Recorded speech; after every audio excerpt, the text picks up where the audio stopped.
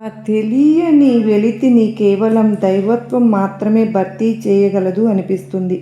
మన కోసం అవతరించిన సాయినాథుడు ఒక్కరే మనకు ఆ ఆనందాన్ని ప్రసాదిస్తారు. దైవాన్వేషణ అంటే ఆనందాన్వేషణే. దైవం ఆనంద స్వరూపుడే కదా. అందుకే మనం బాబా కోసం వెదకాలి. పసిబిడ్డ తల్లి కోసం కలవరించినట్లు ప్రతి క్షణం బాబా నామము, బాబా వారిని చూడాలనే ధ్యాస మన శ్వాస కావాలి. అప్పుడు ఆ సాయినాథుడు మన ఎదుట నిలబడతారు.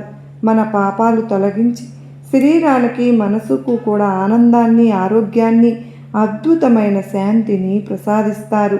అవి సామాన్యమైన ప్రసాదాలు కావు కదా, శాశ్వతమైనవి. బాబా వారిని కనుగొన్న జీవితం ఇక ప్రేమమయము, శాంతిమయము, కాంతిమయము. ఇంతకంటే ఇంకా ఏమి కావాలి? బాబానే మన వారైనప్పుడు